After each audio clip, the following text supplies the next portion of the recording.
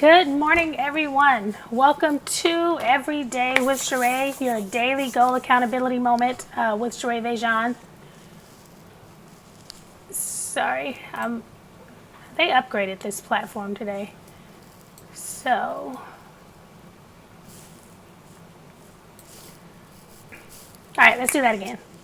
Welcome to Every Day with Sheree. I'm Sheree Vejan, co-founder of the Goal Setters Club. I'm author of the 2023 Goals Journal. My goal is to check in with you every day, Monday through Friday, to give you some tips, resources to help you reach your 2023 goals. So today I'm going to talk about setting a goal to be healthier. Setting a goal to be healthier. So if you're following the Goals Journal, I'm kind of on page 54. In the beginning of each month, we kind of focus on one goal category. January is health and fitness. February is relationships, which is coming up. March is money. April is home. We focus on those specific goals. So today I kind of want to go into, a lot of times we'll say, be healthy. I need to be healthy. I need to change this. I need to change that. But then if we're not healthy, we just throw the whole goal in the trash. And so now I'm suggesting be healthier. Maybe take steps to be, maybe if you're not giving up a certain thing, maybe you're going to do that thing less. Maybe if you drink a lot of soda or you drink a lot of Red Bulls or you drink it and you want to be healthy, instead of cutting it out altogether, then maybe you want to start incorporating water. So I want you to consider being healthier instead of healthy, if that's such a big task for you. If you read the Goals Journal, I start by saying, that I love, really I had a little scare yesterday because I love cheese. Cheese doesn't love me. I love cheese, and I don't like fake cheese. I like real cheese. I love coffee. I love hot links. But those things don't love me. And every time I eat them, I go into a situation.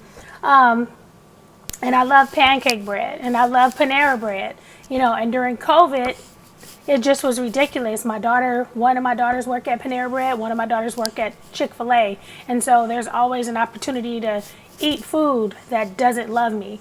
So during COVID, they both were working, and then if they had food left over, they would bring it home, and then I was eating cookies, and it just got crazy. And I figured I would be able to get that weight off. But it took a lot longer to get off than I thought, especially with my age, hormones, and all kind of stuff coming at me. So you start hearing, I wrote in the book, being African American, you're like, oh, black don't crack, black don't crack. Well, then my black started cracking. I started, having pains over here and pains in my chest and pains in my leg. And these were things I hadn't experienced before. I was drinking juice. We were doing plant-based challenge. We were doing, drink water challenges, and although I was still doing those things, my body was like, hey, I'm changing, I'm going to something different, you're gonna have to treat me different. So I realized that what worked for me at 30 was not working for me at 50, and I had to set new goals for myself. And so instead of just going to the gym or getting on the treadmill, for me, I needed to get a trainer.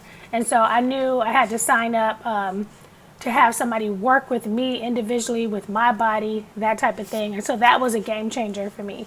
So as you start going into this year, setting your health goals, maybe some of the goals you have for yourself for your health, maybe they don't work the same way they used to, and maybe you got to switch it up a little bit. I never really was into vitamins or supplements like that. Now I'm taking vitamins and supplements, having magnesium because I got a cramp in my, so it's like, start exploring. Of course you want to talk to your doctor, your physician. Maybe you're struggling to lose weight, maybe you're struggling with your exercise, maybe you're struggling with some other things. Take in consideration that your body might be changing. It might be changing with your age. Maybe you move to a different state and the climate is different than how it was where you were before. Maybe you're experiencing some different things. So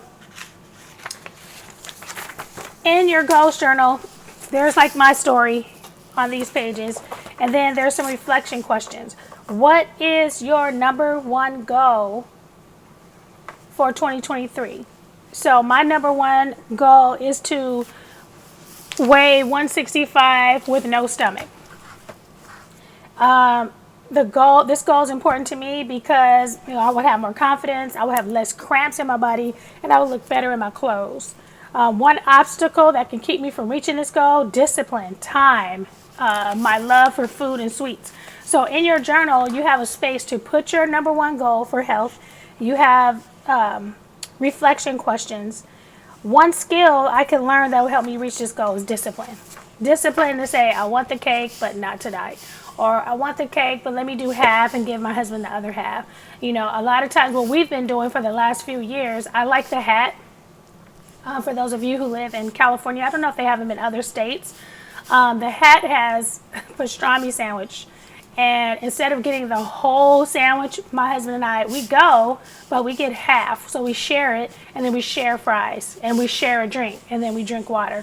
And so I never try to go and have a whole pastrami sandwich. So when I say healthier, that's kind of like what I mean. Instead of giving up some things that you love, there's an opportunity to kind of just do it differently.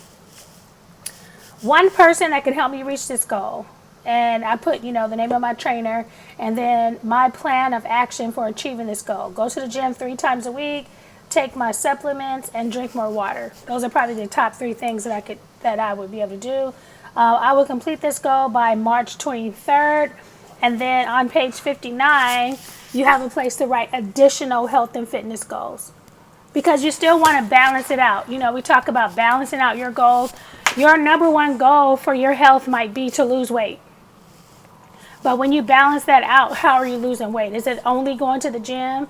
Are you going to change your diet? Are you going to get the proper rest? So you want to still balance it out and not just have one way to reach that goal, right? All right, so enough of my rambling. So this month, for the month of January, we are going in on our health and fitness goals. I'm going to do a download. I'm going to do a companion worksheet for this. I'm going to give you, this is like 13 pages. It's a summary of what I kind of talked about. It's a couple of quotes and then reflection questions if you don't have the journal.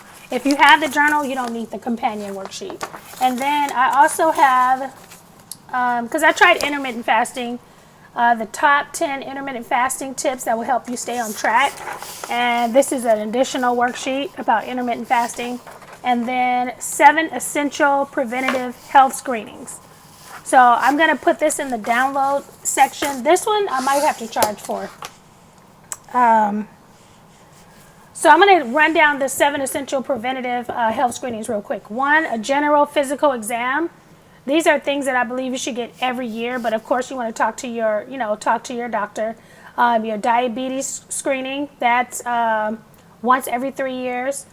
Your blood pressure screening. Cholesterol screening. They suggest to have that once every 5 years. Skin care screening, once every year. Hearing screening. Bone mineral density screening. So I'm going to put this in the download section. You have your screenings, you have your intermittent fasting tips, and then you have your section to write out your health goals. If you have the journal, you don't need this. You don't need that because it's already in your journal. If you don't have the journal, I'm going to put it in the download section.